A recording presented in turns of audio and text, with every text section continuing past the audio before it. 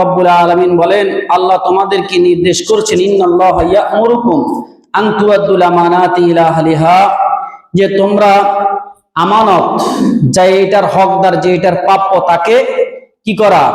ন্যস্ত করা, তাকে ন্যস্ত করা। ওয়াইদা হাকামতুম বাইনান নাসি আন তাহকুমু বিল আদল, আর মানুষের মধ্যে যখন তোমরা ফয়সালা করবে তখন ন্যায় ইনসাফের সহিত কি করবে? ফয়সালা করবে।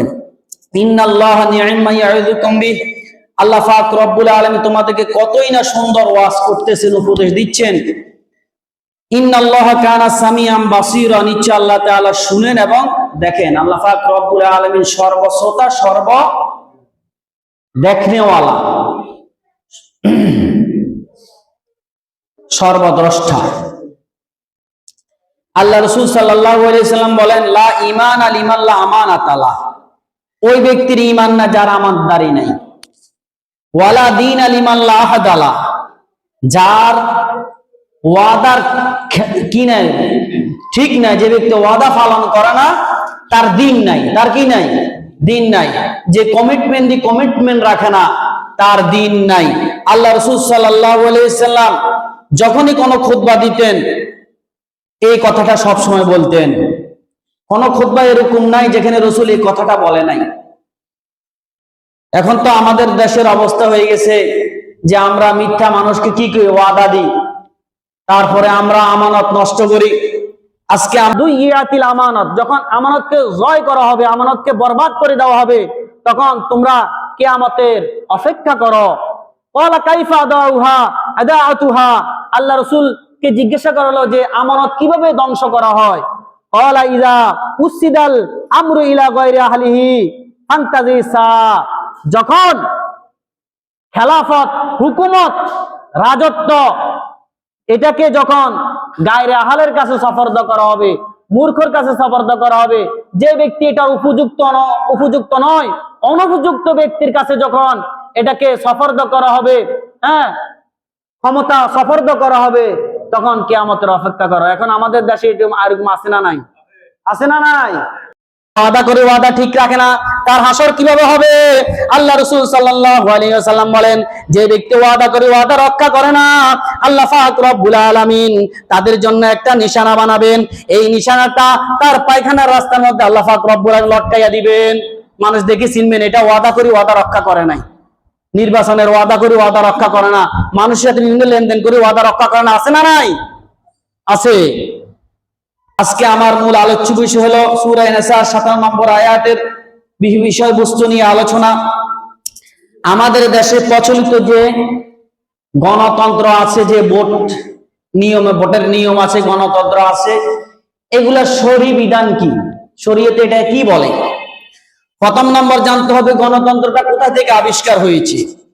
এই গণতন্ত্র আব্রাহাম লিঙ্কন 1863 খ্রিস্টাব্দে, সে আমেরিকার প্রেসিডেন্ট ছিল, এককালীন আমেরিকার প্রেসিডেন্ট ছিল, তার ধর্ম বিশ্বাস ছিল ইহুদি। সে আবিষ্কার করেন। তার সে আবিষ্কারের মধ্যে সে এটা প্রণয়ন করেছে যে গণতন্ত্রের ডেফিনিশন হলো, democracy is the government of the people, by the people and for the people। এটার অর্থ হলো জনগণের সরকার, জনগণের প্রতিনিধি, অর্থাৎ জনগণের ভোটে জনগণের প্রতিনিধি নির্বাচিত হবে এবং জনগণের মতামত অনুযায়ী আইন প্রণয়ন করবে। জনগণের মত অনুযায়ী কি করবে? সংসদে গিয়ে আইন প্রণয়ন করবে। এবং বলা হয় সমস্ত ক্ষমতার মালিক হলো জনগণ। বলে কি না? বলে নাউজুবিল্লাহ। সমস্ত ক্ষমতার মালিক কে? এ কথা বললে শিরক হয়ে যাবে। জনগণ সমস্ত ক্ষমতার মালিক, জনগণ যাকে চায় তাকে ক্ষমতা বসাতে পারবে, জনগণ যাকে চায় তাকে ক্ষমতা থেকে নামিয়ে দিতে পারবে।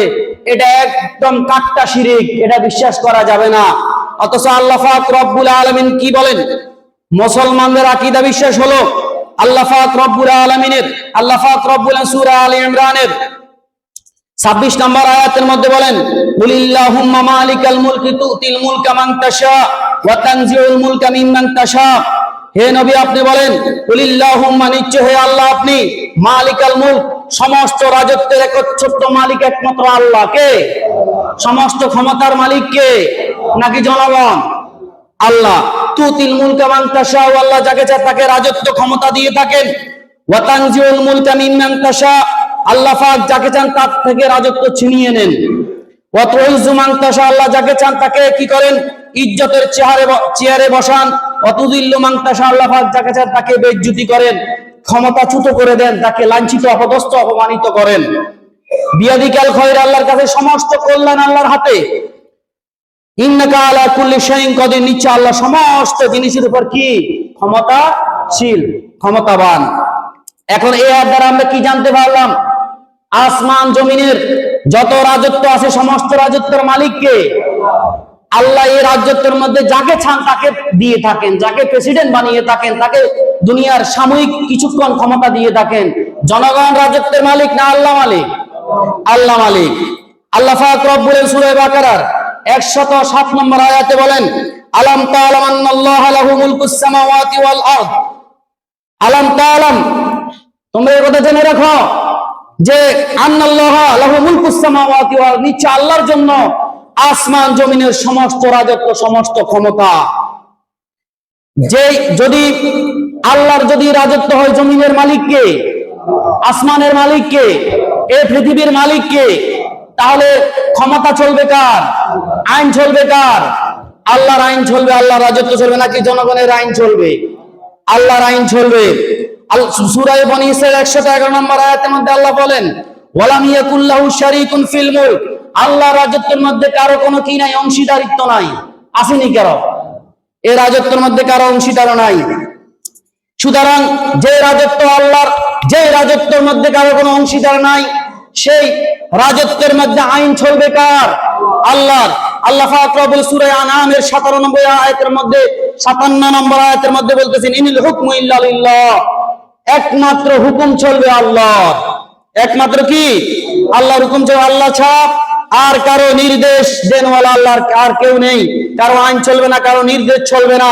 সুতরাং আল্লাহর বিধান অনুযায়ী আল্লাহর জমিনে আল্লাহর দ্বীন বাস্তবায়ন করতে হবে, এটা মুসলমানদের জন্য ফরজ। আলামিন বলেন, ইয়াওমা ইয়াকুমু রূহু ওয়াল মালায়েকাতু সাফফান লা ইয়াতাকাল্লামুনা ইল্লা মান আযিনা লাহুর রহমান। সেদিন রূহ বলতে ইয়াওমা ইয়াকুমু রূহু ওয়াল মালায়েকাতু, রূহ মানে জিবরাইল আলাইহিস সালাম, মুফাসসিরিনরা কেরাম বলছেন অথবা রূহ দ্বারা বনি আদমের রূহ, অর্থাৎ বনি আদম সন্তানকে বোঝানো হয়েছে। ওয়াল মালায়েকাতু, এবং ফেরেশতারা সারিবদ্ধভাবে মহান প্রতিপালকের দরবারে দাঁড়িয়ে যাবে। ইয়াওমা ইয়াকুমু রূহু ওয়াল মালায়েকাতু সাফফান লা ইয়াতাকাল্লামুনা ইল্লা মান আযিনা লাহুর রহমান। কেউ কোনো কথা বলার সাহস হবে না, সাহস হবে না। লা ইয়াতাকাল্লামুনা ইল্লা মান আযিনা লাহুর রহমান, একমাত্র মহান প্রতিপালক যাকে অনুমতি দেন সে ছাড়া কেউ কোনো কথা বলতে পারবে না। ওই দিন আল্লাহ পাক রব্বুল আলামিন বলবেন যে লিমানিল মুলকুল ইয়াওম, আজকের রাজত্ব কার জন্য? আল্লাহ পাক রব্বুল আলামিন এক আয়াতের মধ্যে বলেন, ওয়াল আরদু জামিআন কবদাতুহু ইয়াওমাল কিয়ামাতি ওয়াস সামাওয়াতু মাতউইয়াতুম বিয়ামিনিহি সুবহানাহু ওয়া তাআলা আম্মা ইউশরিকুন। আল্লাহ পাক রব্বুল আলামিন ময়দানে মাহশরে আল্লাহ পাক রব্বুল আলামিন সমস্ত পৃথিবীকে এক মুষ্টির মধ্যে রাখবেন, এক মুষ্টির মধ্যে রাখবেন।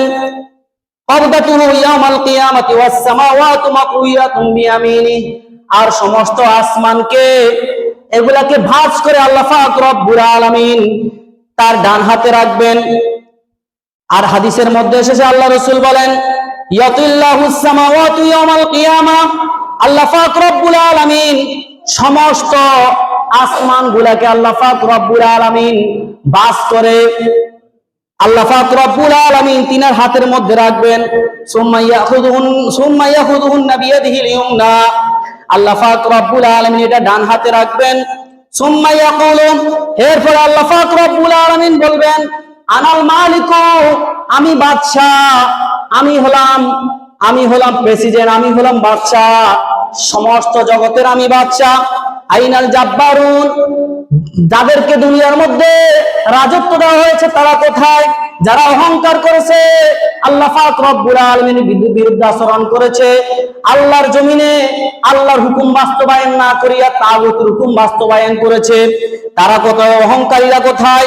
আইনাল মুতাকাব্বিরুন, মুতাকাব্বিররা কোথায়? অহংকারীরা কোথায়? এরপরে সুম্মায়াতুল আরদা বিশিমালিহি, এরপরে আল্লাহ পাক রব্বুল আলামিন তার বাম হাতে জমিনটা রাখবেন, অর্থাৎ সমস্ত পৃথিবী রাখবেন। এক হাতে সমস্ত আসমানকে তা করে এক ডান হাতে রাখবেন, বাম হাতে সমস্ত পৃথিবীকে রাখবেন। আবার এক হাদিসের মধ্যে আসছে যে এক আঙ্গুলের মধ্যে আসমান, এক আঙ্গুলে জমিনে, এক আঙ্গুলের মধ্যে আল্লাহ পাক রব্বুল আলামিন সমস্ত গাছপালা তরুলতা রাখবেন, পানি রাখবেন এক আঙ্গুলের মধ্যে। এইভাবে এক এক আঙ্গুলের মধ্যে এক একটা জগতের সবকিছু রাখবেন আল্লাহ পাক রব্বুল আলামিন। তখন বলবে আইনাল মুতাকাব্বিরুন আইনাল জাব্বারুন, দুনিয়ার রাজা বাদশারা কোথায়? যাদেরকে দুনিয়াতে আমি রাজা বাদশার দায়িত্ব দিয়েছি, ক্ষণস্থায়ী একটা দায়িত্ব দিয়েছি। আল্লাহ পাক রব্বুল আলামিন বলেন কুলিল্লাহুম্মা মালিকাল মুলকি, হে নবী আপনি বলে দেন সারা পৃথিবীর যত রাজত্ব আছে, আসমান জমিনে যত প্রেসিডেন্টগিরি আছে, এগুলার কার রাজত্ব, কার বাদশাহী? এগুলা একমাত্র রব্বুল আলামিনের জন্য। এগুলা সমস্ত পৃথিবীর যত রাজত্ব, যত ক্ষমতা আছে, সমস্ত ক্ষমতার মালিক কে? আল্লাহ পাক রব্বুল আলামিন। কিন্তু এই ক্ষমতার মধ্যে তুতিল মুলকা মান তাশাউ, আল্লাহ পাক যাকে চান তাকে রাজত্ব দান করেন, তাকে জমিনের কিছু সামান্য এক টুকরা জমিনের রাজত্ব দান করেন। ওয়া তানজিউল মুলকা মিম্মান তাশাউ, আর যার থেকে চান আল্লাহ পাক তাকে তার থেকে ক্ষমতা ছিনিয়ে নেন। আল্লাহ পাক তুইজ্জু মান তাশাউ ওয়া তুযিল্লু মান তাশাউ বিয়াদিকাল খায়র, তুইজ্জু মান তাশাউ, আল্লাহ পাক যারে চান তাকে কি করেন? ইজ্জতের চেয়ারে বসান। আল্লাহ পাক যারে চান তাকে বেইজ্জতি করেন। এরকম পৃথিবীর মধ্যে ঘটনা ঘটছে না? পৃথিবীর মধ্যে দেখা যায় অনেক রাজা বাদশারা, অনেক প্রেসিডেন্টরা শাসন করেছে, শেষ পর্যন্ত জনগণের আন্দোলনে বেইজ্জতি হয়ে দেশ থেকে পালাতে হয়েছে। এরকম অনেক প্রেসিডেন্টের পৃথিবীর মধ্যে এরকম ঘটনা ঘটছে কিনা? প্রথমে তাদের সম্মান ছিল, তাদের বহুত সৈন্য সেনা ছিল, এরপরে আল্লাহ পাক রব্বুল আলামিন তাদের থেকে রাজত্ব কেড়ে নিয়েছেন। আল্লাহ পাক এই জমিনের রাজত্ব, সামান্য এক টুকরা জমিনের রাজত্ব দিয়া পরীক্ষা নেন যে আমার এই জমিনে তুমি কি আমার বিধান কায়েম করো, কোরআন সুন্নাহর বিধান কায়েম করো, নাকি তোমার মন গড়া তাগুতের রাজত্ব কায়েম করো, শয়তানের রাজত্ব কায়েম করো, মন গড়া তোমার হুকুম চালাও। এটা আল্লাহ পাক পরীক্ষা করার জন্য আল্লাহ পাক রব্বুল আলামিন এভাবে কি করেন? তাদেরকে ক্ষমতা দিয়ে থাকেন। কিন্তু সমস্ত ক্ষমতার মালিক কে? আল্লাহ। একথা যদি কেউ বলে যে জনগণ সমস্ত ক্ষমতার উৎস, এটা শিরক হয়ে যাবে। কি হয়ে যাবে? সমস্ত ক্ষমতার উৎস কে? আল্লাহ। একমাত্র কে? আল্লাহ। সমস্ত ক্ষমতার মালিক একমাত্র আল্লাহ পাক রব্বুল আলামিন। তুতিল মুলকা মান তাশা, আল্লাহ যাকে চান তাকে জমিনের ক্ষমতা রাজত্ব দিয়ে থাকেন। এটা তার জন্য পরীক্ষা। সে ন্যায় ইনসাফ আল্লাহ পাকের বিধান কি কায়েম করে কিনা, এটা আল্লাহ পরীক্ষার জন্য দিয়ে থাকেন। এরপরে আল্লাহ পাক রব্বুল আলামিন ওই সময় রাজা বাদশাদেরকে জিজ্ঞাসা করবে আইনাল জাব্বারুন আইনাল মুতাকাব্বিরুন আইনাল মুলুকাল আরদ, জমিনের রাজা বাদশারা কোথায়? মুতাকাব্বিররা কোথায়? অহংকারীরা কোথায়? যারা আমার জমিনের মধ্যে আমার বিধান কায়েম করে নাই, তাগুতের বিধান কায়েম করেছে। তখন এই কথা বলার পরে লা ইয়াতাকাল্লামুনা ইল্লা মান আযিনা লাহুর রহমান, ওই সময় মহান পরাক্রমশীল আল্লাহর দরবারে কেউ কোনো কথা বলার সাহস পাবে না। ইল্লা মান আযিনা লাহুর রহমান, একমাত্র যাকে আল্লাহ পাক রব্বুল আলামিন কি করেন? যাকে আল্লাহ পাক রব্বুল আলামিন কি করেন? অনুমতি দান করেন, সেই কথা বলতে পারবো। এখন দুনিয়ার রাজা বাদশারা মনে করে যে এই দায়িত্ব তো আমরা পেয়ে গেছি, যেমনি মনে হচ্ছে এমনি রাষ্ট্র চালাবো, যেমনি মনে হচ্ছে এমনি মানুষের নির্যাতন নিপীড়ন চালাবো, আমার আইন আমার যেভাবে মনে হচ্ছে সেভাবে আইন বাস্তবায়ন করবে। এটা কি হবে নি? আল্লাহ পাক রব্বুল আলামিন বলেন আয়াহসাবু আল্লা ইয়াকদিরা আলাইহি আহাদ, তুমি কি মনে করেছিলা তোমার উপরে আর শক্তিশালী কেউ নেই? তোমার মিসাইল আছে, তোমার কি আছে, রকেট আছে, তারপরে তোমার বিভিন্ন রকমের অস্ত্র আছে, তুমি সারা পৃথিবীর শক্তিধর ক্ষমতাশীল মনে করেছ, অথচ তোমার উপরে একজন আছে, সে হলো কে? রব্বুল আলামিন। এবং সে মনে করে আল্লাহ হিসাবে আল্লাহ ইয়ারাহু আহাদ, সে মনে করে তাকে কেউ পর্যবেক্ষণ করছে না, তাকে কেউ দেখছে না, অথচ তার পর্যবেক্ষণ কে করতেছেন? মহান রব্বুল আলামিন। তখন তাকে ওই সময় আল্লাহ পাক রব্বুল আলামিন বলবেন, কোথায় দুনিয়ার রাজা বাদশারা, কোথায় অহংকারীরা, তোমরা কোথায়, ক্ষমতাশীলরা কোথায়? কেউ কোনো কথা বলবে না, চুপ থাকবে। গণতন্ত্রের অর্থ হলো জনগণের রায়ে, জনগণের মতামতে, জনগণের আইন কি করা হবে? প্রণয়ন করা হবে। সংসদে গিয়া জনগণ প্রতিনিধি পাঠাবে সংসদে, জনগণ প্রতিনিধি পাঠানোর পরে সংসদে এরপরে একটা ভোটাভুটি হবে। কিরকম ভোটাভুটি হবে? যে আমরা মদকে হালাল করতে চাই, মদকে অফেন করতে চাই, কে কে প্রস্তাবে রাজি আছেন?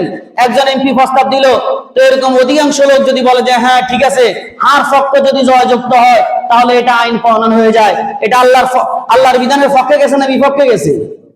সুতরাং এই ধরনের বিধান চলবে না। আল্লাহ যেটা হারাম করেছে এটা হারাম হইতে হবে, আল্লাহ যেটা হারাম করেছে এটা কি হইতে হবে? হারাম হইতে হবে। গণতন্ত্রের মাধ্যমে কি হয় না? আল্লাহর বিধান প্রতিষ্ঠিত হয় না। গণতন্ত্রের মাধ্যমে কি হয় না? আল্লাহর বিধান কি হয় না? প্রতিষ্ঠিত হয় না। যদি যে দেশে গণতন্ত্র, যদি সমস্ত মানুষ মনে করেন বাংলাদেশের জনগণ, অধিকাংশ জনগণ যদি খারাপ হয়, অধিকাংশ জনগণ যদি কি হয়? খারাপ হয়, তাহলে তাদের রাষ্ট্র ক্ষমতাও খারাপ লোক যাবে। কারণ অধিকাংশ জনগণের রায় যেটা হবে সেটাই গ্রান্টেড হবে। যদি অধিকাংশ জনগণ যদি ঘুষখোর হয়, তাদের নেতা হয়ে ঘুষখোর হবে। ওই যে আপনাদের এই আসনের মধ্যে ধরেন 20,000 ভোট আছে, 20,000 ভোটের মধ্যে যদি 15,000 মানুষ যদি কি হয়? খারাপ শ্রেণীর হয়, 5,000 মানুষ যদি ভালো হয়, তাহলে 15,000 লোকে যদি ভোট দেয়, তাহলে খারাপ মানুষকে যদি ভোট দেয়, তাহলে জনগণের প্রতিনিধি খারাপ হবে না ভালো হবে? কারণ 5,000 তো কোনো মূল্যায়ন হয় নাই, কারণ অধিকাংশ লোক কি?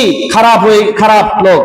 সুতরাং অধিকাংশ এই 15,000 লোক দেখা গেছে একজন লোকের তোষামোদি করে, তার থেকে চা খায়, পান খায়, টাকা পয়সা নেয়, ওই নেতার সাথে সম্পর্ক, নেতা ঘুষখোর, মদখোর, খারাপ লোক। তখন ওই নেতা তাকে কি দেয়? তাকে বিভিন্ন রকমের উপটোকন দেয়, তাকে চা খাওয়ায়, পান খাওয়ায়, হ্যাঁ, বিভিন্ন টাকা পয়সা এই জনগণের পিছনে খরচ করে। খরচ করার পরে এরপরে যখন 15,000 যখন খারাপ শ্রেণীর লোক তারা কি করলো? ওই লোকটাকে নির্বাচিত করলো, তখন নির্বাচনের মধ্যে সে বিজয় লাভ করলো। এরপরে সংসদে যাওয়ার পরে জনগণের জন্য যখন বাজেট হবে, তখন সর্বপ্রথম সে চিন্তা করবে যে আমার 1 কোটি 2 কোটি টাকা এই জনগণের পিছনে খরচ হয়েছে, আগে আমার পকেট ভারী করি, তারপরে জনগণের উন্নয়ন করবো। ঠিক না বেঠিক? এটা হলো গণতন্ত্রের লাভ। এটার দ্বারাই এটা ইসলামের আদর্শ নয়, ইসলামের আদর্শিত নয়। এই জন্য জনগণের বিনিজ করার আগে, জনগণের জন্য উন্নয়ন করার আগে সে আগে নিজের পুঁজি কি করবে? পকেট ভরবে, এবং কি চিন্তা করবে আমার যত টাকা খরচ হয়েছে, আমার সমস্ত টাকাগুলো আগে কি করি? তুলে নি। এই জন্য জনগণ যদি ভালো হয় তাহলে কি হবে? তাদের নেতাও ভালো হবে। এজন্য ভালো মানুষের মূল্যায়ন হয় না। ভালো মানুষ এবং খারাপ মানুষ এক সমান হয়ে গেছে। যেমন নাকি একজন শিক্ষিত লোক, আলেম শিক্ষিত লোক, আর একজন মূর্খ লোক ফাঁকি দাঁড়িয়েছে, তাহলে মূর্খ লোক যে যোগ্য না, তার সাথে কি ওই শিক্ষিত লোকেরকে নির্বাচনী প্রতিদ্বন্দ্বিতা খাড়েনি? এটা কি হয়নি? এটা হয় না। এটা হলো গণতন্ত্রের কুফল। ইসলামী তরিকায় নির্বাচনের তরিকা হলো ইসলামী তরিকার মধ্যে যে জনগণের রায়ের আগে, জনগণ রায় দেওয়ার আগে, রায়ের প্রশ্নের আগে প্রার্থীর যোগ্যতার প্রশ্ন আগে উঠে আসবে। প্রার্থী আগে যোগ্য হতে হবে, তারপরে সে পদপ্রার্থী হতে পারবে। প্রার্থী যখন যোগ্যতা থাকবে না, অযোগ্য লোককে প্রার্থী বানানো যাবে না। এজন্য পদপ্রার্থীর আগে প্রার্থীর যোগ্যতা দেখতে হবে, তার যোগ্যতা কি আছে। এই যোগ্যতা মোটামুটি 4 প্রকার। 1 নম্বর হলো সে যে শান্তির সমাজ গড়বে, এই শান্তির সমাজটা গড়ার জন্য সে এটার ব্যাপারে সবচেয়ে অভিজ্ঞ থাকতে হবে, সবার চেয়ে বেশি জানতে হবে। 2 নম্বর হলো শান্তির বিধান নিজের ব্যক্তিগত জীবনে বেশি বাস্তবায়ন করতে হবে, বেশি পালন করতে হবে। 3 নম্বর হলো সে যত নব উদ্ভূত সমস্যা হবে এগুলার ট্যাকেল দিতে হবে, এগুলোর সমাধান দেওয়ার জন্য তার বেশি যোগ্যতা থাকতে হবে। 4 নম্বর হলো জনগণকে শৃঙ্খলাবদ্ধ রাখতে হবে, কন্ট্রোলিং পাওয়ার থাকতে হবে এবং তার ভিতরে খোদা বিরুদ্ধে বেশি থাকতে হবে, আমানতদারি থাকতে হবে। যার মধ্যে এই 4টা গুণ সমস্ত মানুষ থেকে বেশি তার ভিতরে থাকবে, তখন ওই জায়গার মধ্যে ইলেকশন চলবে না, সিলেকশন হয়ে যাবে। যেমন এই যোগ্যতার অধিকারী আর কোন লোক নাই, সে সবচেয়ে বেশি জানে, সবচেয়ে বেশি তার ভিতরে এই যোগ্যতা, তখন সে ব্যক্তি নেতা হবে, সে ব্যক্তি আমির হবে, আর কারো আমির হওয়ার কোনো কি নাই, দরকার নাই। এবং কি যদি 4 জন যদি এরকম যদি 4 গুণওয়ালা ব্যক্তি যদি সমানে সমানে অনেকগুলো হয়, তখন যাই নির্বাচনের প্রয়োজন হবে। তখন মানুষ অধিকাংশ জনগণ যাকে রায় দিবে, যাকে ভোট দিবে, সেই নির্বাচিত হবে। যেরকম ভাবে ধরেন আপনাদের মসজিদের মধ্যে ইমাম নিয়োগ দিবেন, ইমাম নিয়োগ দেওয়ার সময় তখন দেখা গেছে আপনাদের ক্যান্ডিডেট 4 জন ইমাম আসছে, দেখা গেছে একজনের কেরাত সহি নাই কিন্তু নামাজের মাসলা মাসাইল জানে, আবার অজু গোসলে ওই নাফাকের জিনিস জানে, সম্পর্কে জানে, কিন্তু কেরাত সহি নাই। আরেকজনের কেরাত সহি আছে, ফাক নাফাক নামাজের মাসালা জানে না। আরেকজন সবকিছু জানে, পাক নাফাকির মাসালাও জানে, এবং কি কেরাত সহি আছে, এবং কি নামাজের মাসলা মাসাইল জানে। তাহলে আপনারা এখানে কি নির্বাচন করার দরকার আসেনি? এই 3 জনের মধ্যে ধরেন 4 জন বাদ দিলাম, 3 জনের মধ্যে এখানে কি ভোটাভুটি করার দরকার আসেনি? দরকার নাই, কারণ 2 জনের তো কেরাত সহি নাই অথবা আরেকটা অপশন তার ভিতরে নাই, কিন্তু একজনের তো সমস্ত যোগ্যতা তার ভিতরে আছে। সুতরাং এখানে সিলেকশন হবে না, ইলেকশন হবে না, কি হবে? সিলেক্টেড হয়ে যাবে সে। আর যদি 3 জন সমানে সমানে ভালো জানে, তখন অধিকাংশ মুসলিমরা যাকে রায় দিবে সেই ইমামতির কি হবে? যোগ্য হবে, কারণ 3 জনের যোগ্যতা সমান। সুতরাং ইসলামের দৃষ্টিকোণ থেকে নির্বাচনের যোগ্যতা হলো সর্বপ্রথম হলো তার প্রার্থীর আগে কোয়ালিফিকেশন থাকতে হবে, কোয়ালিটি থাকতে হবে, তার যোগ্যতা, তারপরে যাই ইলেকশনের আলোচনা আসবে। এজন্য আব্রাহাম লিঙ্কনের গণতন্ত্রের মধ্যে কি আছে যে একজন আলেম এবং জাহেল তারা একইভাবে প্রতিদ্বন্দ্বিতা করে নির্বাচনের মাঠে। সুতরাং একজন যে ব্যক্তি জ্ঞানী আর যে ব্যক্তি মূর্খ, তার সাথে কি নির্বাচনী ময়দানে কি সে লড়তে পারে? লড়তে পারে না। সর্বপ্রথম সিলেকশন করতে হলে কি করতে হবে? আগে প্রার্থীর যোগ্যতা থাকতে হবে, যোগ্যতা না থাকলে এটা কোনো গ্রান্টেড হবে না, এটা ইসলামী শরিয়া। আব্রাহাম লিঙ্কনের গণতন্ত্রের মধ্যে প্রতিনিধি নিযুক্ত করে, এটা নিচের দিক থেকে উপরের দিকে যায়, অর্থাৎ তারা জনগণের রায়ে তখন সে কি করে? পার্লামেন্টে যায়, পার্লামেন্টে যাওয়ার পরে জনগণের ক্ষমতা বাস্তবায়ন করে। আর ইসলামী শরিয়ার মধ্যে হলো যে তারা উপরের দিক থেকে নিচের দিকে আসে, অর্থাৎ সর্বপ্রথম নবীর হলো আল্লাহর খলিফা। নবীর হলো কার খলিফা? আল্লাহর প্রতিনিধি। আর নবীদের প্রতিনিধি হলো উলামায়ে কেরাম। সুতরাং তারা কার হুকুম বাস্তবায়ন করবে? নবীরা সরাসরি আল্লাহর প্রতিনিধি, আল্লাহর হুকুম বাস্তবায়ন করবে। এরপরে নবীদের অবর্তমানে উলামায়ে কেরাম কি করবে? তারা আল্লাহর হুকুম আল্লাহর জমিনে বাস্তবায়ন করবে। আল্লাহ পাক রব্বুল আলামিন প্রতিনিধি নিযুক্ত করেছেন যে কারণে আল্লাহর বিধান আল্লাহর জমিনে যেন বাস্তবায়ন করেন। আল্লাহর জমিনে আল্লাহর বিধান বাস্তবায়ন করার জন্য একমাত্র এই কাজ হলো আল্লাহ। তাহলে আল্লাহ এই দায়িত্বটা নবীদেরকে কেন দিয়েছেন? দেওয়ার কারণ হলো আল্লাহ যদি সরাসরি বলতো নামাজ পড়ো, এটা করো, সেটা করো, আল্লাহ তো ওপেন হয়ে যেতেন। তাহলে আমরা যে বলছি আল্লাযীনা ইউমিনুনা বিল গায়ব, আল্লাহকে না দেখে ঈমান আনতো, তখন ঈমান আর কাজে আসতো না। এজন্য আল্লাহ দায়িত্ব দিয়েছেন আম্বিয়া কেরামদেরকে। আম্বিয়া কেরামের পরে দায়িত্ব হয়েছে উলামায়ে কেরামের। এজন্য আল্লাহ পাক রব্বুল আলামিন বলেন, ওয়া ইয ক্বালা রাব্বুকা লিল মালায়েকাতি ইন্নী জাইলুন ফিল আরদি খলিফা। আল্লাহ পাক রব্বুল আলামিন কোরআনের মধ্যে বলেন যে ফেরেশতাদের সাথে পরামর্শ করেছেন যে আমি জমিনের মধ্যে প্রতিনিধি পাঠাবো, জমিনের মধ্যে খলিফা নিযুক্ত করব। আদম আলাইহিস সালামকে আল্লাহ পাক রব্বুল আলামিন জমিনের প্রতিনিধি নিযুক্ত করেছেন কিনা? করেছেন। ইসলামী খেলাফত আর গণতন্ত্র এটার মধ্যে পার্থক্য আছে। ইসলামী শরীয়তের মধ্যে খেলাফত এটা আল্লাহর পক্ষ থেকে, আল্লাহর পক্ষ থেকে আল্লাহর বিধানকে কি করা, প্রতিষ্ঠিত করা। আর গণতন্ত্র হলো জনগণের রায়, জনগণের মতামত, জনগণের আইন কি করা, জমিনের মধ্যে বাস্তবায়ন করা। এই খেলাফত আবার দুই প্রকার, একটা হলো দাওয়াতের মাধ্যমে হয়, যেমন নাকি কোন বিধান, আল্লাহর কোন বিধান আছে যেটা আপনি মানেন, আপনি পালন করেন, যেমন নাকি নামাজ পড়া, এটা আপনি আল্লাহর বিধান পালন করেন, এটা হলো ইবাদত। নামাজ আমরা আল্লাহর জন্য পালন করি, আমি নামাজ পড়ি কার জন্য, আল্লাহর জন্য, এটা হবে ইবাদত। আর মানুষকে নামাজের জন্য হুকুম করা, এটা হলো খেলাফত। এটা হলো কি, এটা হলো খেলাফত, যে মানুষকে আল্লাহর হুকুম মানুষের মধ্যে বাস্তবায়ন করা। এই খেলাফত দাওয়াতের মাধ্যমে হতে পারে, মানুষকে দ্বীনের দাওয়াত দিলেন, নামাজের হুকুম করলেন, নামাজের আদেশ দিলেন, সৎ কাজের আদেশ দিলেন, অসৎ কাজ থেকে নিষেধ করলেন, এটাও খেলাফতের অন্তর্ভুক্ত। খেলাফতের উচ্চ স্তর হলো রাষ্ট্রীয় ক্ষমতা, রাষ্ট্রীয়ভাবে আল্লাহর বিধানকে আল্লাহর জমিনে বাস্তবায়ন করা, এটা হলো সর্ব উৎকৃষ্ট কি খেলাফত। সুতরাং এই খেলাফত, রাষ্ট্রীয় ক্ষমতাটা আল্লাহ পাক রব্বুল আলামিন সমস্ত আম্বিয়া কেরামকে দেন নাই, যোগে যোগে কিছু নবীকে দান করেছেন।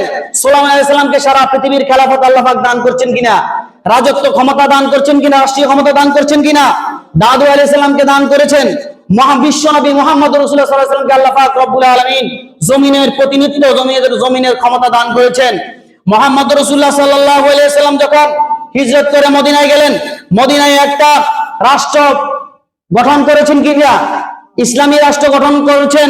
ইসলামী রাষ্ট্র গঠন করার সময় আল্লাহ রাসূল সাল্লাল্লাহু আলাইহি ওয়াসাল্লাম একটা সংবিধান লিখেছেন, যার নাম হলো মদিনার সনদ। এর পূর্বে পৃথিবীতে কোনো এরকম লিখিত সনদ ছিল না। রাজা বাদশারা ওরা নিজের মন গড়া অথবা কোনো মুখস্থ বিদ্যা দিয়া তারা কি করত, দেশ পরিচালনা করত, এবং কি মন গড়া যেটা বলতো সেটাই আইন হয়ে যেত। রাসূল সাল্লাল্লাহু আলাইহি ওয়াসাল্লাম একটা সংবিধান তৈরি করলেন, যে সংবিধানের নাম হলো কি মদিনার সনদ। এই অনুযায়ী রাষ্ট্র চালালেন। হযরত বিশ্বনবী মুহাম্মদ রাসূল সাল্লাল্লাহু আলাইহি ওয়াসাল্লাম ইন্তেকালের পরে এরপরে আবু বকর রাদিয়াল্লাহু তাআলা আনহু রাসূলের খলিফা হলেন, রাসূলের প্রতিনিধি হলেন, ওই মদিনার সনদ অনুযায়ী রাষ্ট্র চালালেন। এরপরে ওমর রাদিয়াল্লাহু তাআলা আনহু খলিফা হলেন, প্রতিনিধি হলেন, এরপরে তিনি ওই মদিনার সনদ অনুযায়ী রাষ্ট্র চালালেন। সুতরাং আল্লাহর খলিফা কারা? নবীরা। আল্লাহর প্রতিনিধি কারা? নবীরা। নবীদের প্রতিনিধি কারা? ওলামায়ে কেরাম। নবীদের পরে হলো রাসূলের প্রতিনিধি ছিলেন আবু বকর, এরপরে ওমর, এগুলো ছিল নবীদের প্রতিনিধি, কিন্তু সরাসরি আল্লাহর প্রতিনিধি হলো নবীরা। এজন্য তারা আল্লাহর বিধান আল্লাহর জমিনে বাস্তবায়ন করেন। ওই মদিনার সনদের মধ্যে লেখা ছিল যে অমুসলিমরা তাদের ধর্ম স্বাধীনভাবে পালন করবে, কেউ কোনো বাধা দিতে পারবে না। অমুসলিমদের যাবতীয় অধিকার, নাগরিকত্ব অধিকার ঠিক মতন দিতে হবে, এবং কি বহিরাগত কোন শত্রু যদি অমুসলিম প্রতি আক্রমণ করে সমস্ত মুসলমান ঝাঁপিয়ে পড়ে তাদের পক্ষ হয়ে। আর যদি রাষ্ট্রের উপর যদি বিন্দুষী কোন হায়নার যদি ছোট পড়ে, সমস্ত দল মত ধর্ম নির্বিশেষে সবাই একসাথে দেশের জন্য লড়বে, যুদ্ধ করবে। তাহলে বলেন ওই মদিনার সনদে ইসলামে অমুসলিমদেরকে তাদের অধিকার দিয়েছে কি দেয় নাই? বেশি দিয়েছে না কম দিয়েছে? সুতরাং যারা বলেন শরিয়া আইন যদি প্রণয়ন করা হয় তাহলে অনেকে ভয় পায় যে অমুসলিমদের প্রতি নাকি তাদের অন্যায় করা হবে, মুসলমানদের প্রতি অন্যায় করা হবে। আসলে আল্লাহ কি কারোর প্রতি জুলুম করেছেন? ইসলাম কিসের ধর্ম? শান্তির ধর্ম। ইসলাম কি অশান্তির ধর্ম? সুতরাং আমরা যদি ইসলাম বিশ্বাস করি, আল্লাহকে বিশ্বাস করি, যদি ইসলাম যদি শান্তির ধর্ম হয়, তাহলে আল্লাহর বিধান আল্লাহর জমিনে প্রতিষ্ঠিত হইতে অসুবিধা কি আছে? এটা তো শান্তি বয়ে আনবে। মুসলমান আমাদের এখনো হুঁশ হয় নাই, আমাদের এখনো কি হয় নাই? হুঁশ হয় নাই। সুতরাং ইসলামের রীতিনীতির মধ্যে আমির কিভাবে বানানো হবে, রাষ্ট্রীয় ক্ষমতা কিভাবে দেওয়া হবে, এটার মধ্যে আমির নিযুক্ত করার কিছু তরিকা রয়েছে। অর্থাৎ যে কেউ আমির হতে পারবে না। খেলাফত কিভাবে প্রতিষ্ঠিত করবে? যেই খেলাফত সম্পর্কে আল্লাহর বিধান সম্পর্কে বেশি জানে, এই ধরনের লোক উপদেষ্টা মন্ডলী বানাবে। উপদেষ্টা মন্ডলীর মধ্যে থেকে অধিকাংশ যাকে রায় দিবে সে আমির হবে। এই আমিরের আল্লাহর বিধান অনুযায়ী, কোরআন সুন্নাহ অনুযায়ী রাষ্ট্র পরিচালনা করবে, জনগণের মত অনুযায়ী নয়। কারণ আল্লাহর জমিনে আল্লাহর বিধান অনুযায়ী কি চলবে? রাষ্ট্র চলবে। রাষ্ট্র কার? আল্লাহর। জমিন কার? আল্লাহর। আইন চলবে কার? আল্লাহর। সুতরাং এই জমিনের মধ্যে আল্লাহর বিধান কায়েম করবে, জনগণের মতামত এ ব্যাপারে কোনো গ্যারান্টেড হবে না। জনগণ আল্লাহর বিধান মানতে বাধ্য। এবং কি কোরআন হাদিসের মধ্যে যদি কোনো জিনিস না পাওয়া যায়, এবং কি যদি এই জিনিসগুলো যদি সমাধান যদি মুস্তাহিদুম আইমাদের মধ্যে পাওয়া না যায়, তাহলে কি করবে? উপদেষ্টা মণ্ডলীর মাধ্যমে তারা কি করবে? পরামর্শ করে তারা আইন প্রণয়ন করবে। এইভাবে তারা রাষ্ট্র চালাবে। তাহলে অযোগ্যরা আর রাষ্ট্রীয় ক্ষমতায় আসতে পারবে না। আমাদের রাষ্ট্রের মধ্যে তো, এবং কি আল্লাহ পাক রব্বুল আলামিন বলেছেন ওয়া আমরুহুম শুরা বাইনাহুম, সূরা শুরার 37 নম্বর আয়াতের মধ্যে বলেছেন যে তাদের পরামর্শ হবে শুরা ভিত্তিক, পরামর্শ ভিত্তিক হবে। ওমর রাদিয়াল্লাহু, আবু বকর রাদিয়াল্লাহু তাআলা খলিফা হয়েছেন সাহাবাদের পরামর্শের ভিত্তিক। এরপরে জনগণ তাকে সমর্থন দিয়েছে। এরপরে ওমর রাদিয়াল্লাহু তাআলা আনহু, আবু বকর রাদিয়াল্লাহু তাআলা ইন্তেকালের আগে ওমর রাদিয়াল্লাহু তাআলাকে ইলেকশন করে নির্বাচিত করেন নাই, সিলেকশন করে গেছেন। আমার পরে ওমর কি হবে? খলিফা। কারণ তোমার সেই দৃষ্টি শক্তি ছিল, তিনার সেই গভীর জ্ঞান ছিল। এইভাবে প্রার্থী নির্বাচন করার মধ্যে কি করতে হবে? যে আমি অমুক পদে প্রার্থী, এটা আসলে ঠিক না। প্রার্থী হবে মানুষ, জনগণ একজন যোগ্য প্রার্থীকে নির্বাচন করে যে আপনি প্রার্থী হন, আপনি কি প্রার্থী হন। এখন তো আমরা নিজেরাই প্রার্থী হয়ে যাই, নিজে আমির দাবি করি। এটা ইসলামে জায়েজ নাই যে আমিরত্ব দাবি করা।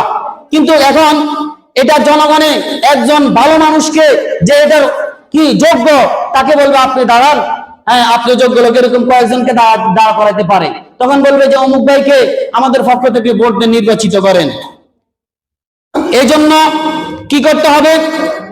যে প্রার্থী নির্বাচিত হওয়ার আগে তার আগে যোগ্যতা দেখতে হবে। কি দেখতে হবে? যোগ্যতা দেখতে হবে। যোগ্যতা ছাড়া প্রার্থী নির্বাচিত করা যাবে না। সুতরাং আমাদের সমাজে যে গণতন্ত্র, এটা মানুষকে ধোঁকা দেওয়া, ধোঁকা ছাড়া কিছু নয়। কারণ এটার দ্বারা অযোগ্য লোক দেশ লুটে দেশকে খায়। আল্লাহ পাক রব্বুল আলামিন আমাদেরকে সে ওমরের মতন জমিনের খলিফা, খেলাফত দান করবেন। আমাদের কি কি কাজ করতে হবে সেটা শুনে নেন। আল্লাহ পাক রব্বুল সূরা নূরের 55 নম্বর আয়াতের মধ্যে বলেন ওয়াদাল্লাহুল্লাযীনা আমানু মিনকুম ওয়া আমিলুস সালিহাত। আল্লাহ পাক রব্বুল আলামিন ওয়াদা করেছেন, এই কথার অঙ্গীকার করেছেন, আমানু ঈমানদারের সাথে, মিনকুম ওয়া আমিলুস সালিহাত, আল্লাযীনা আমানু মিনকুম, যারা তোমাদের মধ্য দিয়ে যারা ঈমান আনয়ন করবে, ঈমানের সাথে সাথে নেক আমল করবে। ঈমান আনবে 1 নম্বর শর্ত। 2 নম্বর নেক আমল করবে।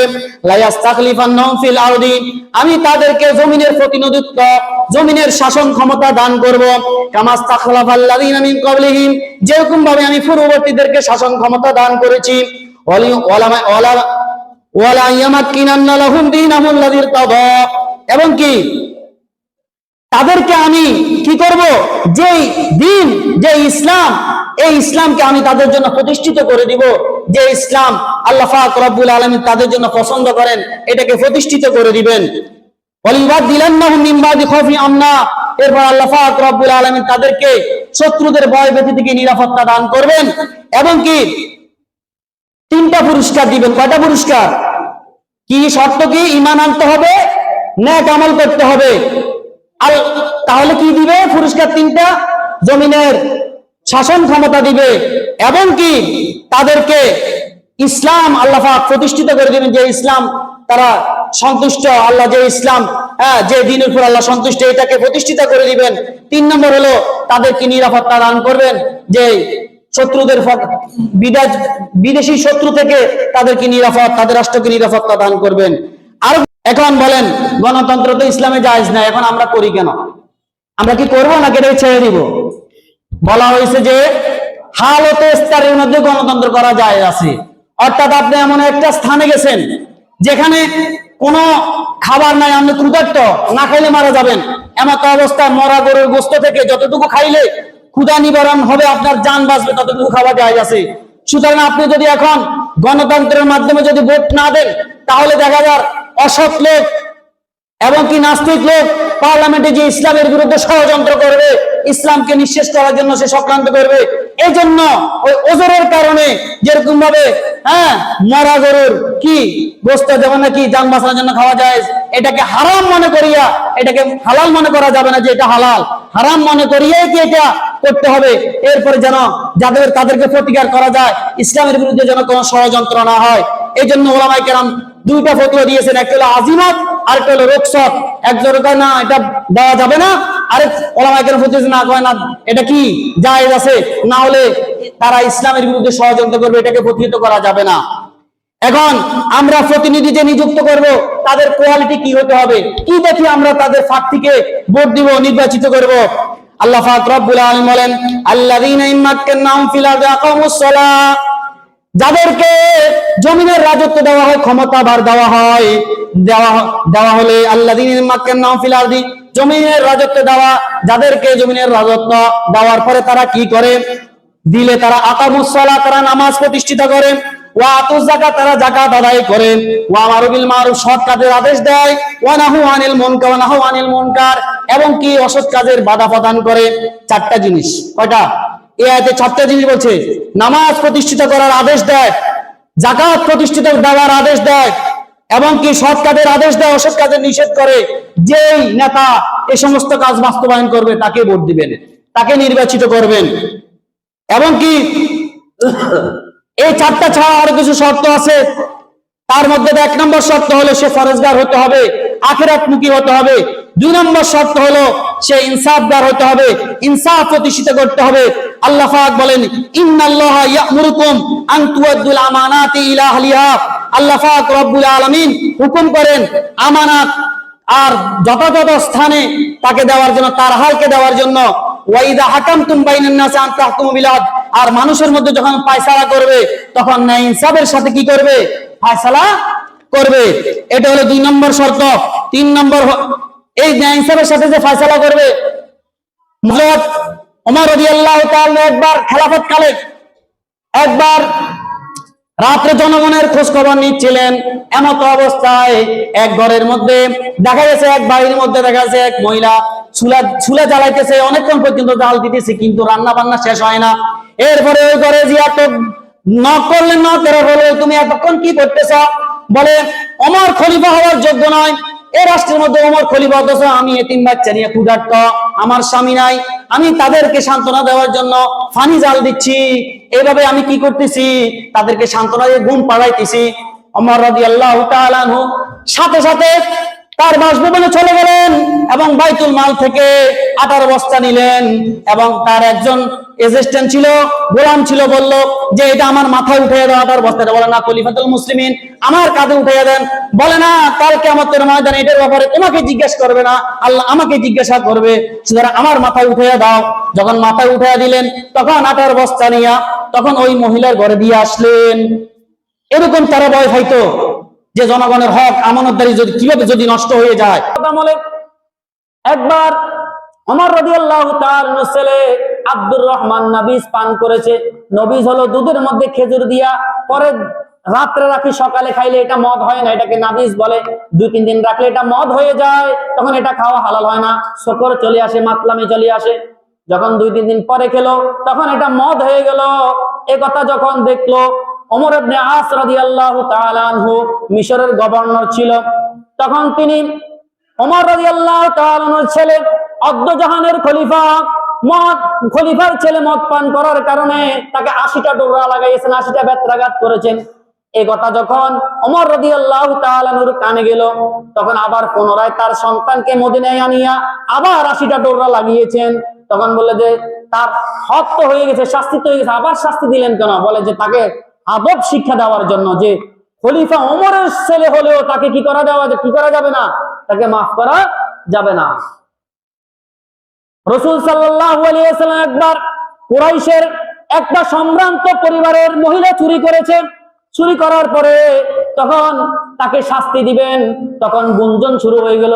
কুরাইশদের বড় বড় সাহাবীদের মধ্যে গুঞ্জন শুরু হয়ে গেল যে রাসূল মনে সম্ভ্রান্ত পরিবারের মহিলা, এটাকে শাস্তি দিবেন না, মাফ করে দিবেন।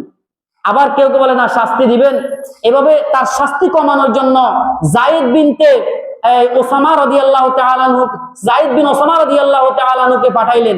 পাঠানোর পরে ওসামা রাদিয়াল্লাহু তাআলা রাসূলের নাতি ছিল, পালক ছেলের পুত্র ছিল নাতি হিসাবে। তখন বলল যে ইয়া রাসূলুল্লাহ, তার শাস্তিটা কমায়া দেন। রাসূল সাল্লাল্লাহু আলাইহি ওয়াসাল্লাম অনেক গোসা হলেন এবং কি বাহির হয়ে আসলেন, এবং কি রাসূল সাল্লাল্লাহু আলাইহি ওয়াসাল্লাম বললেন যে তুমি কি চাও আল্লাহর হুকুমকে, আল্লাহর হদকে তুমি কি করতে, আল্লাহর হদকে তুমি মাপ নিতে চাও কিনা, সহজ করতে চাও কিনা? একথা গোসা হয়ে গেলেন। এরপরে রাসূল সাল্লাল্লাহু আলাইহি ওয়াসাল্লাম একটা ভাষণ দিলেন। একটা ভাষণ দেওয়ার পরে আল্লাহ রাসূল সাল্লাল্লাহু আলাইহি ওয়াসাল্লাম বললেন যে এই সম্ভ্রান্ত পরিবারের মহিলার ব্যাপারে তোমরা সুপারিশ করতে এসেছ, অথচ তোমাদের পূর্বের লোকেরা যারা সম্ভ্রান্ত, যারা এমপি মন্ত্রীর ছেলে থাকতো তাদেরকে শাস্তি দিত না, ছেড়ে দিত, পার পাইয়া যাইতো। আর যারা দুর্বল তাদেরকে শাস্তি দিত, এই জন্য তারা হালাক হয়ে গেছে, তোমাদের পূর্ববর্তীরা হালাক হয়ে গেছে। ও আমার সাহাবীরা, তোমরা জেনে রাখো, যদি ওয়াইমুল্লাহি, আল্লাহর কসম, লাউ আন্না ফাতিমা বিনতে মুহাম্মদ সাল্লাল্লাহু আলাইহি ওয়াসাল্লাম সারাকাত লাকাতাতু আইদিয়াহা, যদি মুহাম্মদ সাল্লাল্লাহু আলাইহি ওয়াসাল্লামের মেয়ে ফাতিমাও যদি চুরি করত, আমি তার হাত কাটতে দ্বিধাবোধ করতাম না। এটা হলো ইসলামী খেলাফত। যারা শাসক, রাজা বাদশা, যারা ন্যায় ইনসাফ করে নাই, তাদের কিভাবে হাসর নশর হবে? আল্লাহ রাসূল সাল্লাল্লাহু আলাইহি ওয়াসাল্লাম ইরশাদ করে বলেন, কোন ব্যক্তি যদি 10 জন লোকের শাসক হলো, আমির হলো, অথবা তাদের কি হলো, তাদের অফিসার হলো, কিয়ামতের ময়দানে আল্লাহ পাক রব্বুল আলামিন তার গর্দানের সাথে তার হাতটা এভাবে বাঁধিয়ে দিবেন, এভাবে বাঁধা অবস্থায় উঠবেন। যদি তাদের প্রতি যদি ন্যায় ইনসাফ করে, তখন ইনসাফ আসিয়া তার হাতের বান্ধন খুলে দিবেন। আর যদি জুলুম করে, তাহলে জুলুম আসিয়া তাকে ধ্বংস করে দিবে। তাহলে দুনিয়ার রাজা বাদশাদের কি অবস্থা, যারা দায়িত্বশীল তাদের কি অবস্থা? আল্লাহ পাক আমাদেরকে হেফাজত করেন, বলেন আমিন। 3 নম্বর হলো ফাসাদ সৃষ্টি করা যাবে না, ইসলাহ করতে হবে, সংশোধনের রাস্তা খোঁজ করতে হবে, বিপর্যয় সৃষ্টি করা যাবে না।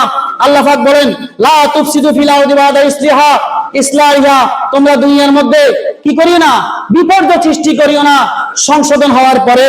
ইন্নাল্লাহা লা ইউহিব্বুল মুফসিদিন, আল্লাহ বিপর্যয়কে কি করে না, আল্লাহ বিপর্যয়কে পছন্দ করেন না।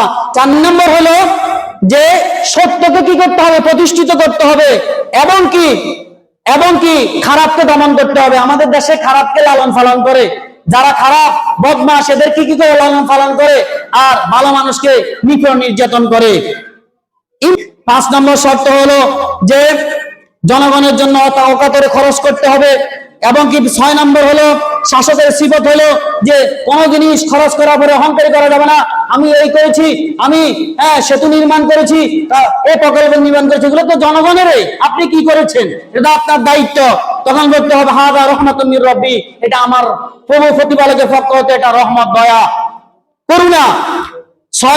7 নম্বর হলো তাদের কি করতে হবে, তাদের ধন সম্পদ মাল হেফাজত করতে হবে, আমানত রক্ষা করতে হবে, আমানতের খেয়ানত করা যাবে না, আমানতের খেয়ানত করা যাবে না।